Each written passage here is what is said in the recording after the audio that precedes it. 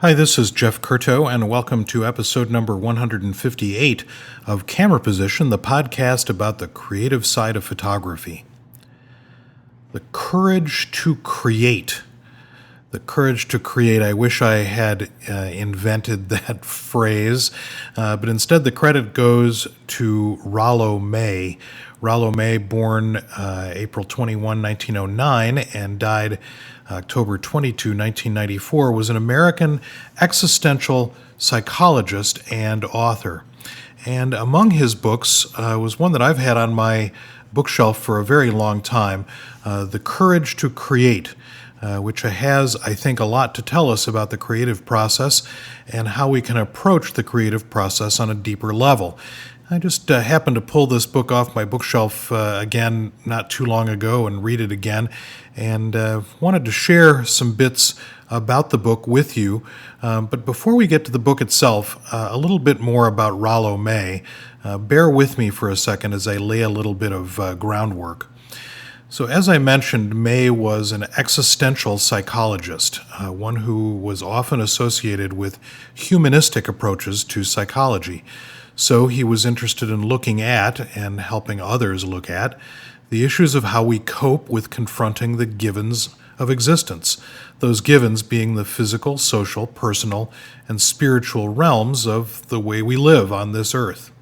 His emphasis on humanistic concerns has roots running from Socrates all the way through the Renaissance, a way of looking at one's world and oneself through the process of realizing and expressing one's own capabilities and one's own creativity. Humanism is a holistic approach to human existence, and it encourages viewing ourselves as a whole person, greater than the sum of our parts. So humanism encourages self-exploration.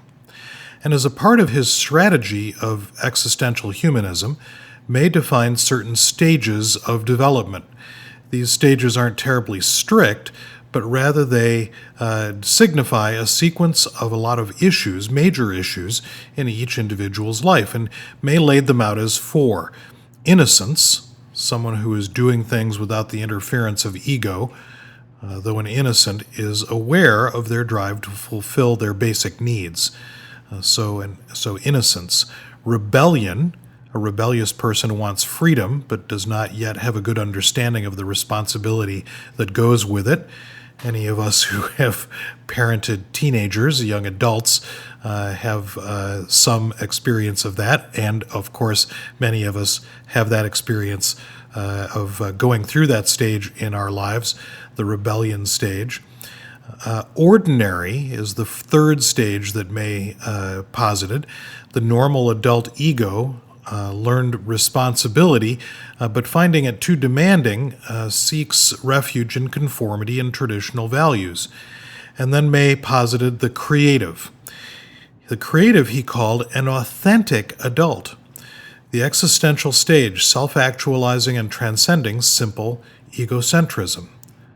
So innocence, rebellion, ordinary, and creative. But May suggested that we can all drop in and out of these various stages at several different times in our lives. Perhaps even in the same day sometimes we can be innocent or rebellious or ordinary or creative. It's in the last realm, the creative, that May focuses attention in his book, The Courage to Create. First published in 1975, The Courage to Create articulates May's lifelong interests in the creative process and the questions that surround it. And I'll link to this book on the cameraposition.com website and also in the app, as per usual. And he doesn't just articulate the ideas of artistic creativity, but he also looks at scientific inquiry as well, reflecting on how and why an original idea pops up from the unconscious at a particular moment. As part of his exploration, he touches on the notion of courage, attempting to separate different sorts of courage: physical courage, moral courage, social courage, and finally, creative courage. And here's what May has to say about creative courage. Whereas moral courage is the righting of wrongs, creative courage, in contrast, is the discovering of new forms, new symbols, new patterns on which a new society can be built. Every profession can and does require some creative courage. In our day, technology and engineering, diplomacy, business, and certainly teaching, all of these professions and scores of others are in the midst of radical change and require courageous persons to appreciate and direct this change. Again, remember that May is writing this in the middle of the 1970s, but certainly some of those things are still in the middle of radical change here in 2015. May goes on to say, "The need for creative courage is in direct proportion to the degree of change the profession is undergoing. But those who present directly and immediately the new forms and symbols are the artists, the musicians, the painters, the dancers, the poets, and those poets of the religious sphere we call saints. They portray the new symbols in the form of images, poetic, plastic, or dramatic as the case may be. They live out their imaginations. The symbols only dreamt about by most human beings are expressed in graphic form by the artists. But in our appreciation of the created work, let's say a Mozart quintet, we are also performing a creative act. When we engage a painting, I'm going to come back to that.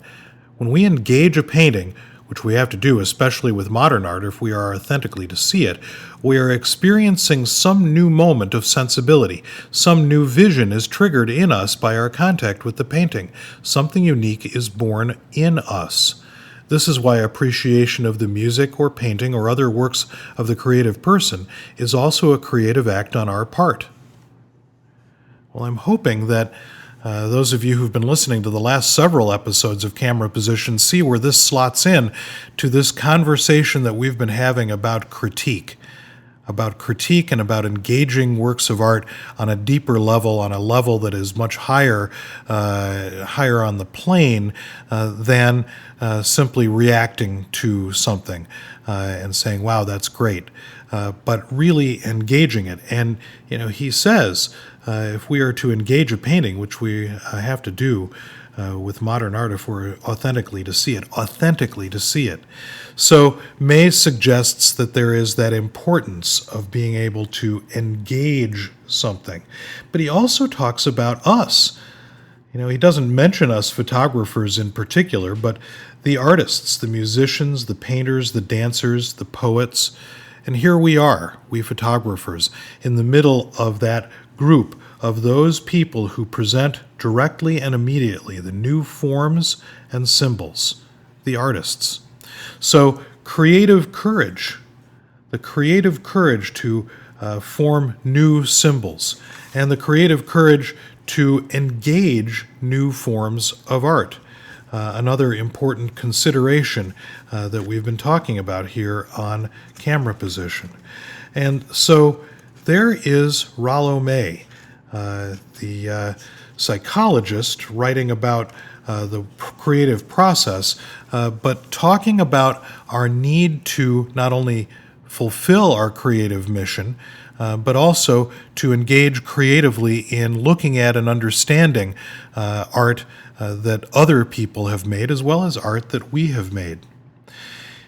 May concludes his book, which is very short. It's a good Sunday afternoon kind of a read, about 140 pages. May concludes his book, The Courage to Create, by saying this, and actually quoting Plato. And he says, "Plato has, for our summation, some charming advice. For he who would proceed aright in this manner should begin in youth to visit beautiful forms, and first, if he be guided by his instructor correctly, to love one such form only.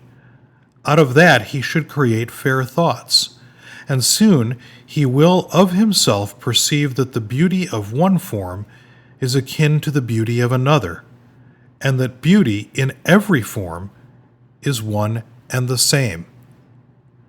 Beauty in every form is one and the same, and beauty of one form is akin to the beauty of another. So that whole thing that we've been talking about, this whole sense of not only being creative ourselves, but also looking for ways to examine the creative work that we make and the creative work that others have made.